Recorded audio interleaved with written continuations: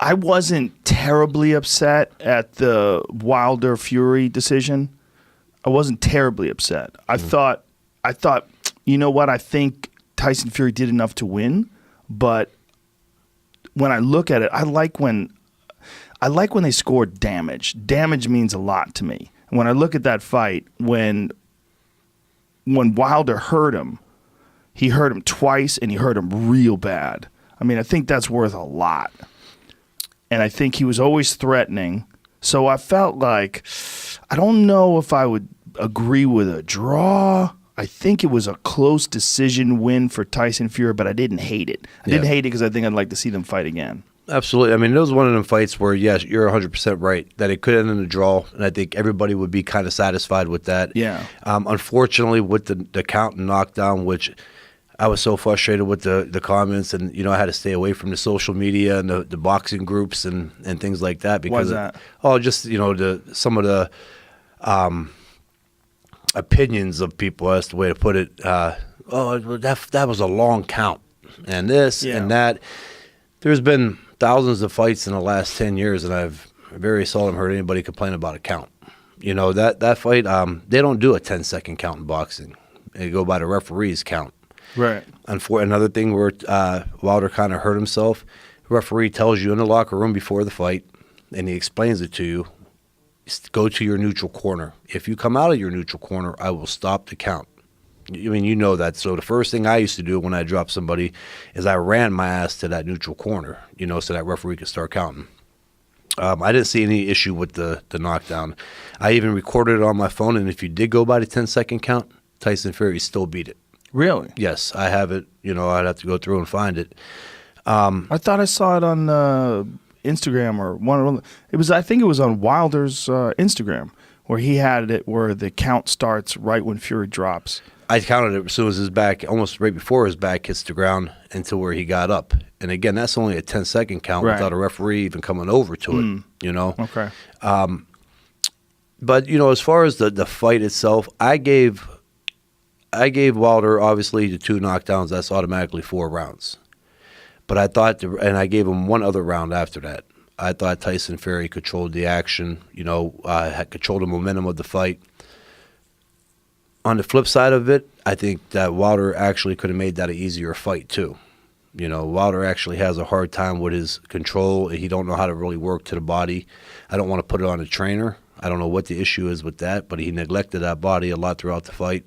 And I just thought that's why Tyson won most of those rounds. You know, he just controlled the action, the pace, and was kind of able to do what he wanted to. And I think that if Wilder went back with his trainer and watched the tape of that fight, they're going to see a lot of opportunities that were missed in that fight. Well, you know, what's crazy about Wilder is how little time he's actually been boxing. Mm-hmm. I mean, it's really stunning. When he was on here, he told us that he made it to the Olympic team a year and a half into learning boxing. Yeah. And he won a bronze medal. In the heavyweight division, though, you could kind of get away with that, too. Yeah. You can. You know, most of your back then also, were big guys who came up. Usually most of them were football players or something like that, and they kind of just got into the sport. And still, even to this day, you're talking about maybe 3 heavyweights that really could throw down, as where some of the other guys are just big, sloppy guys that come in. Right. You know. So what do we got now? You got Luis Ortiz. You got Fury, Wilder, Joshua. Who else? Joseph Parker. Yeah, Parker. You know, and I think right now Parker is one of the guys that could actually still upset anybody in the heavyweight division, especially with that style that he has. Yeah. You know? So it's getting interesting again, though. It is. It's certainly. Well, I think with Wilder and Fury, that was one of the more interesting heavyweight title fights in a long time. And Wilder's it's so weird. He's so different. He weighs 209 pounds. He's skinny as a rail. He hits you. It looks like you got hit in the face with a missile.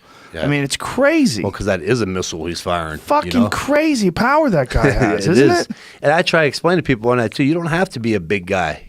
You know, it's all about the leverage, how the torque, how you generate that power. And, you know, he's just one of them guys that's one of the things where you either have it, you got it in the cradle, or you don't. And that's another one that you try to explain, even like in baseball.